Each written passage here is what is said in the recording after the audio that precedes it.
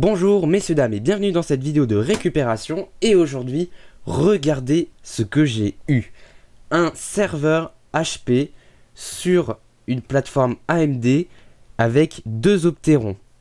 Je vais vous en dire un peu plus dans la suite de la vidéo, mais regardez-moi ça. C'est énorme, ça rentre même pas dans le cadre. Voilà, si là ça rentre dans le cadre, il suffit juste de bien cadrer, parce que bon, hein, voilà. Mais voilà, un serveur, waouh, première fois que j'en ai un. Donc mes connaissances là-dessus sont nulles, hein, zéro. Donc je découvre un petit peu en même temps que vous. Je l'ai allumé. Je l'ai démarré sur du Ubuntu 16.04 desktop, juste pour voir un petit peu comment ça se débrouille et tout ça. Et voir aussi les disques durs là-dedans, mais je vais vous en parler un peu plus tard. Voir aussi les performances graphiques, parce que bon, un serveur, c'est pas fait pour avoir une carte graphique de malade. C'est plus pour monitorer en cas où, s'il y a un souci sur le serveur, et puis hop, accéder directement, mais normalement c'est dans des armoires, et on n'y touche pas, quoi, c'est tout ça. Et on accède à distance via des trucs, enfin voilà. Donc par expérience, j'ai pu voir que les capacités graphiques, enfin surtout de résolution, est vraiment pourri. Il faut me rajouter une carte graphique si vous voulez vraiment l'utiliser, au moins le premier démarrage. Mettez une carte graphique pour installer votre OS parce que c'est une catastrophe. C'est-à-dire que ça sort du 1024 par 768. Donc c'est beaucoup trop faible. Pourtant j'ai un écran 4 tiers. Et ben je peux vous dire que Ubuntu 16.04, quand j'ai voulu faire la fonction essayer avant d'installer, et ben c'était juste impossible parce que les icônes étaient beaucoup trop grosses. Je ne pouvais pas changer la résolution parce que du coup la fenêtre ne tenait pas dans l'écran. Donc ben voilà, j'ai dû rajouter une carte graphique. Je vais vous faire voir comment on fait et tout ça pour ceux qui n'ont jamais vu de serveur. Ceux qui l'ont déjà vu savent comment on fait, mais en tout cas on verra sur ce serveur spécifiquement qui est un HP ProLiant DL145G3, donc la 3e génération comme son nom l'indique. On va faire un petit tour du propriétaire, je vais enlever la caméra de mon pied. Donc on peut voir qu'on a donc la façade avec le beau logo HP, hein, voilà. Ensuite nous avons le disque dur de 72 Go que je vais vous extraire juste après pour vous faire voir. Donc il y en a deux. Donc deux disques durs 72 Go donc, qui sont effacés, hein, il n'y a rien dedans. Ensuite nous avons des voyants. Donc là on a un bouton, c'est UID, je ne sais pas à quoi ça sert. À part faire de la lumière bleue. C'est tout. J'ai trouvé juste cette utilité là. Donc quand on appuie dessus ça fait de la lumière bleue. Enfin ça reste allumé et quand on réappuie dessus ça enlève la lumière bleue. Ensuite là on a je sais pas un voyant pour l'activité à mon avis.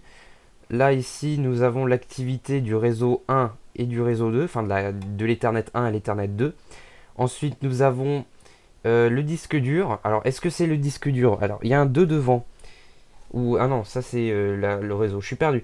Donc ça c'est l'activité des disques durs en même temps. Un bouton power, 2 prises USB donc clavier souris, hein. L'étiquette AMD 64 Opteron qui est floue. Et voilà, et puis la référence, le HP ProLiant DL145. Donc déjà, rien que ça, c'est quand même pas mal, hein. On va essayer d'enlever un disque dur donc avec une main. Donc c'est vraiment simple. On appuie sur le bouton rouge. On tire la petite languette ici. On tire. Et voilà, ça sort tout seul. Comme dans du beurre. Franchement, c'est incroyable. Et donc, regardez les spécifications. Donc vu qu'on est sur du serveur, bon bah déjà 73 Go c'est pas grand chose. Mais en 2006, bon, ouais, voilà quoi. Il y avait mieux. 15 000 tours par minute. Donc là c'est vraiment énorme. On voit que c'est vraiment une utilisation spécifique au serveur. Et pas pour un truc à la maison. Mais c'est surtout du SATA SAS. Donc c'est quoi du SATA SAS? Donc déjà on voit que derrière il y a beaucoup plus de composants. Parce qu'on est sur du un peu comme sur du SCSI mais en SATA, hein. J'exagère un petit peu mais voilà. Et donc on voit qu'il y a la connectique SATA mais elle n'est pas comme les autres. En fait si on regarde sur le dessus, ici on a des connecteurs en plus, enfin des petites pins en plus qui permettent le fameux truc SAS. Donc je suis un peu perdu, je crois que c'est... Le SAS permet de connecter plus de environ 15 disques durs en même temps et pour éviter de saturer le contrôleur. Donc dans le serveur il y a un contrôleur SAS bien évidemment que je vous ferai voir plus tard dans la vidéo. Et pour le remettre, c'est simple, hein, vous avez vu, hop, je mets comme ça, on ferme la languette, et c'est bon, le disque dur est connecté. On va passer derrière et on va voir ce qu'il y a. Alors, désolé pour la deuxième partie pour voir l'arrière, mais je suis sur une install Ubuntu, donc du coup, je suis obligé de faire tourner le serveur. Donc, je sais pas si on m'entend super bien. Donc, ça va peut-être saturer, j'en sais rien. Donc, bon, voilà. On va faire continuer la vidéo. Donc, à l'arrière, nous avons... Ah, ça fait de l'ombre. Donc, nous avons un port VGA, comme vous le voyez. Alors, je vais essayer de faire ça autrement. Voilà. Donc, un port VGA, une carte ici, la carte contrôleur donc du disque dur.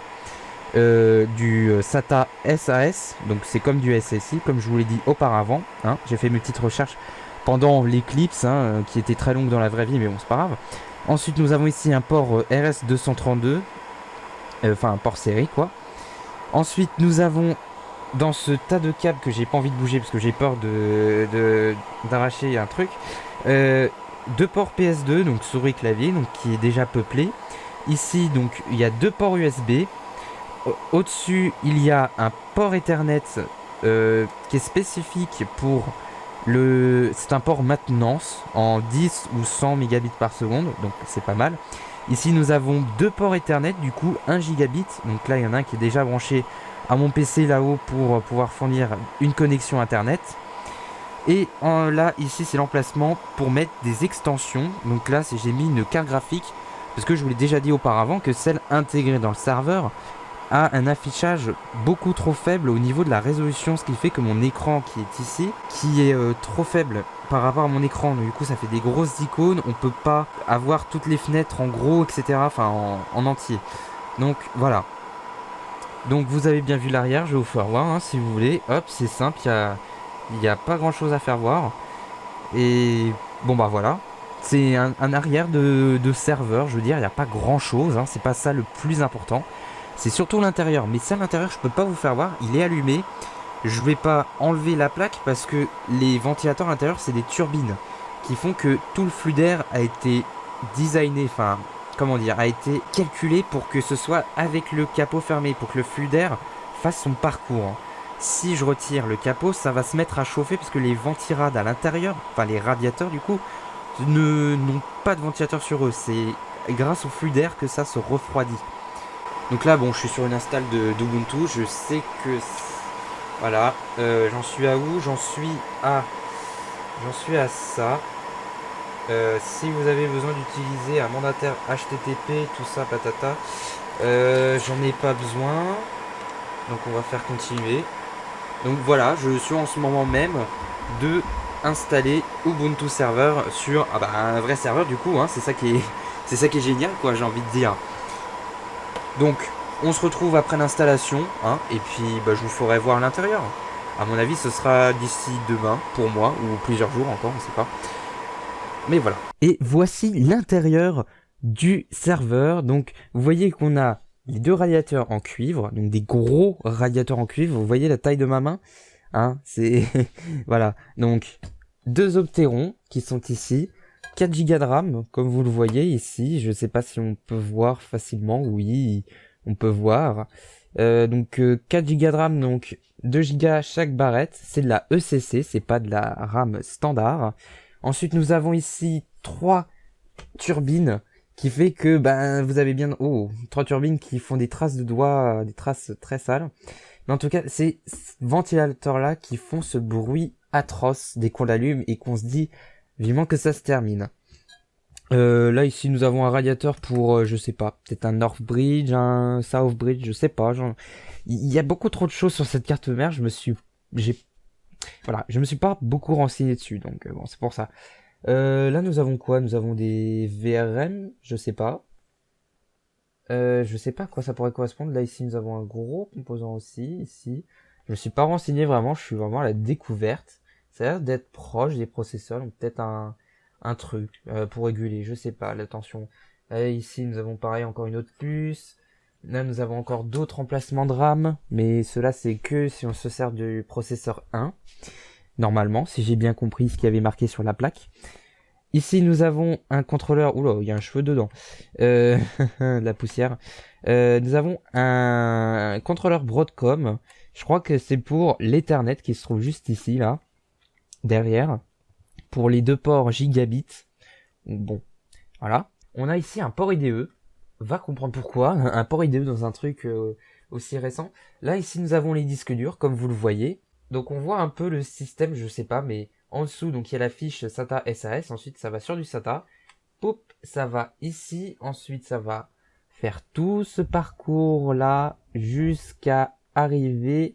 Ah oui, oups, je me suis un petit peu trompé. Jusqu'à arriver à cet endroit qu'on peut retirer. Je vais dévisser. Donc, pareil, ça se dévisse toujours à la main. Pas besoin d'outils.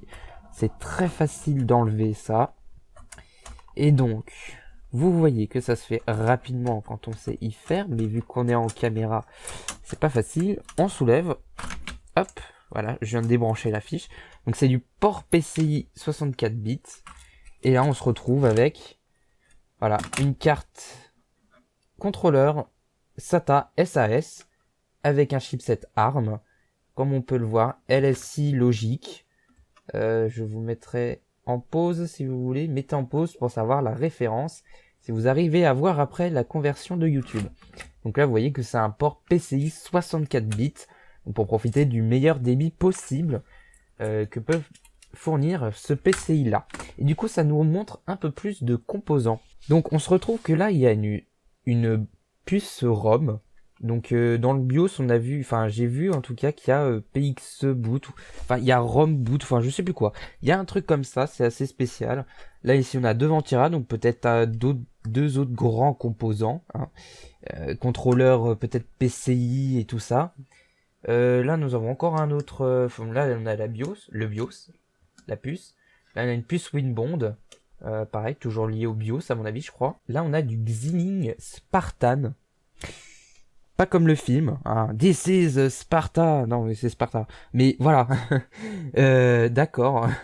Et puis aussi, on voit qu'il y a deux prises SATA sur la carte mère avec marqué HDD1, HDD2.